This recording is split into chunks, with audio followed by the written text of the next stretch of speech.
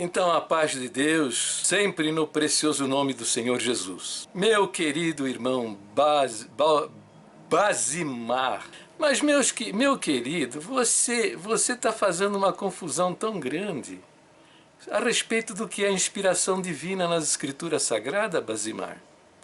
Vamos ver se eu consigo ajudar você nesse assunto. Vamos ver, tá? Você acredita que o homem foi criado com o livre-arbítrio? O que é o livre-arbítrio? É a capacidade que Deus deu ao homem de fazer o que ele quer fazer, de falar aquilo que ele quer falar. Você concorda que Deus criou o homem com essa capacidade, o livre-arbítrio, de escolher as coisas que ele quer, ou o que ele quer fazer, ou o que ele quer falar? Você acredita nisso? Eu acredito que sim. Porque se fosse diferente, nós só falássemos aquilo que Deus quer e fizéssemos somente aquilo que Ele quer, Ele nem poderia nos julgar pelas nossas ações ou por nossas palavras. Mas você já leu na Bíblia, né, que todos nós vamos dar contas a Deus. Eu estou fora, viu, Gil? Porque para salvação, para perdição, desse julgamento, Basimar, eu estou fora, mas você está dentro. Eu estou fora por quê? Porque eu acredito de fato nas palavras do Senhor Jesus, que diz que aquele que crê nele tem a vida eterna. Ele é Deus encarnado, falou, está falado, né? Agora você não, você escolheu as muletas do batismo, da firmeza, da fidelidade, das boas obras, de pertencer à gloriosa congregação. Então, você está de muleta. Fica sabendo, de muleta ninguém vai entrar naquela glória, hein? Então tá bom. Mas os homens que não estão salvos, né, eles vão ser julgados por Deus, por suas obras e suas palavras. Entendeu? Então se tudo fosse feito conforme a vontade de Deus, né, então ele não poderia julgar esses homens, já que essas pessoas fizeram mal, fizeram bem, falaram boas coisas, falaram coisas ruins, porque era da vontade de Deus. Inspiração não é nada disso, meu filho. Nada, não tem nada a ver com esse automatismo. Deus não nos fez autômatos. A inspiração divina consiste no seguinte: são ações dos homens, as palavras dos homens, feitas conforme no uso do seu livre-arbítrio, para realizar aquilo que eles queriam, seja coisas boas ou coisas más. E o Senhor, nosso Deus, mandou que homens, né, escolhidos por Ele, registrassem estas palavras. Por que Ele mandou que registrasse essas palavras? Para o nosso conhecimento, para a nossa informação. Entendeu? Vamos ver um exemplo. Tá? A serpente, né, ela enganou Eva, não foi? Foi o Senhor Deus que inspirou a serpente a dizer aquelas palavras que disse a Eva? É? Foi a serpente que mandou? Foi Deus que mandou a serpente dizer? Não. O demônio, o diabo, falou estas palavras e foi ele quem decidiu dizer tais coisas. Entendeu? Moisés, que registrou estas palavras no livro de Gênesis, né? Ele não viu isso. Ninguém viu isso acontecer. Nem Adão viu. Mas o Senhor fez ele saber e registrar estas palavras. A crença da congregação, a primitiva, não essa vigarice sem vergonha desses homens que estão aí, tá? As crenças a respeito da Escritura Sagrada são que a inspiração de Deus foi plenária. O que quer dizer plenária?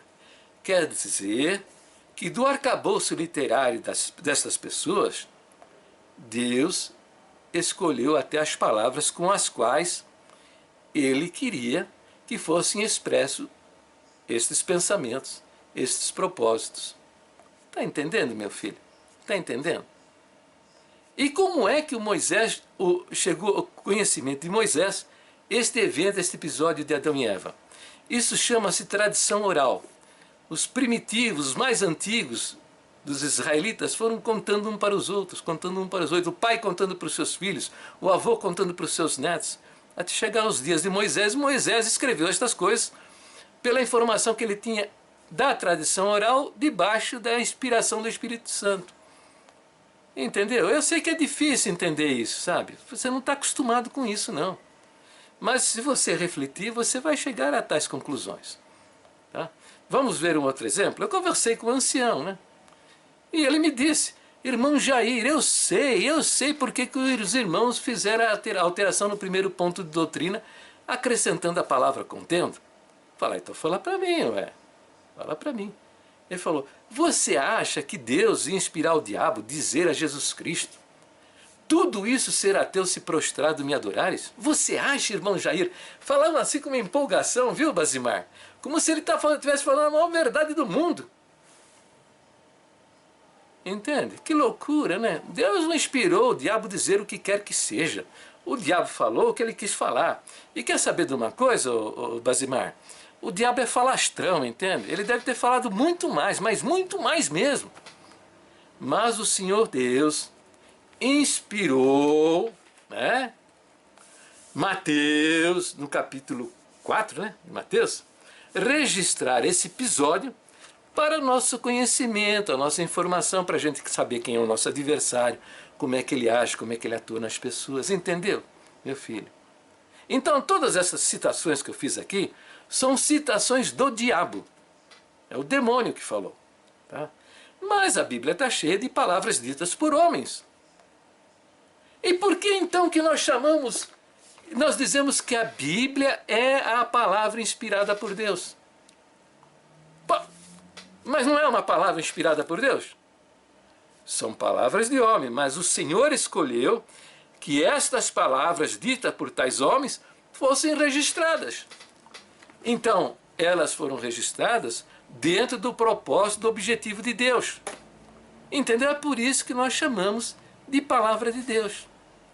Agora, quem anda com essa conversa de palavra de homem, palavra tem parte que é palavra de homem, tem parte que é palavra de Deus, essa diferença que você está fazendo, quem começou essa asneira imensa, tá? A asneira imensa foi você. E você começou muito mal, mas muito mal mesmo.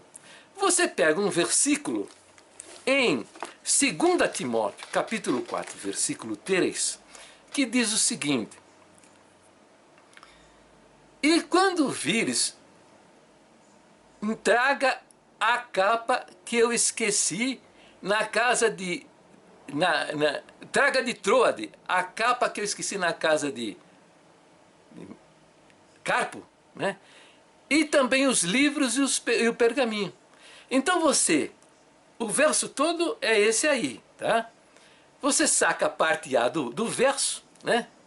Que diz assim: e quando vir, passa em Troade e traga a capa que esqueci na casa de Marco, de Carpo, né?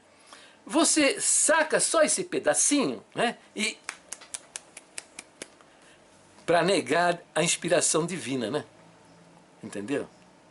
E a parte B, que explica por que esse versinho está ali, você omitiu. Entendeu? Então veja o que você fez. Você sacou o verso do seu contexto, fez pior, partiu ainda do verso no meio, para desqualificar a palavra inspirada por Deus. Você sabia, meu querido Basimar, ó, presta atenção nisso que você está fazendo, viu? Porque isso é diabólico, tá? Isso é diabólico. Deu para você perceber que nos dois exemplos que eu dei logo no começo, a fala da serpente com Eva e a fala do diabo com o Senhor Jesus na tentação do deserto, ele usou a palavra de Deus de maneira pervertida para enganar a Eva e ao próprio Senhor Jesus. E a maneira dos falsos profetas agirem. Cuidado com isso, tá? O apóstolo Pedro advertiu que aqueles que torcem a palavra de Deus, as escrituras sagradas, torcem a palavra de Deus para a sua própria condenação, tá? Você é um fortíssimo candidato à perdição eterna. por fazer tais coisas, por imitar esses sem-vergonhas do ministério, tá? Que, veja, eles não ensinam a Bíblia, eles usam a Bíblia para os seus propósitos diabólicos. Por exemplo, a verdadeira saudação. Eles pegam um verso lá em Filipenses, capítulo 4, versículo 17, que diz que a paz de Deus, que excede todo entendimento, enche os vossos corações, e diz que isso aí é a verdadeira saudação. E aí introduziram no nosso meio a tal da paz de Deus. É verdade isso? É mentira! Não tem nada de verdadeira salvação, uns vigaristas sem vergonha. Por quê? Por que são vigaristas sem vergonhas? Porque eu já estou falando isso há muito tempo e eles sabem disso. E eles não prestam atenção, continuam enganando a Irmandade. Porque é evidente, meu camarada, que você não vai saudar uma pessoa no meio de uma carta. Afinal, o verso está no capítulo 4, versículo 17. Quer dizer, tem 3 capítulos e 16 versículos antes, para depois o cara fazer a saudação. Então eu vou na sua casa, entro lá, converso a discutir política com você, depois de 1 hora ou 2 de conversa, eu estendo a minha mão falando assim, como vai, irmão Balzimar? O irmão está bem? É assim que a gente faz? Ou a gente, quando chega na presença da pessoa, a gente faz uma saudação? A saudação está lá nos primeiros versos, no primeiro, no segundo verso, no terceiro verso das cartas. E o nome de Deus não vem dissociado do Senhor Jesus. Sempre vem associado ao nome do Senhor Jesus. Entendeu? Então o que eles fizeram? Eles fizeram o que você aprendeu com eles.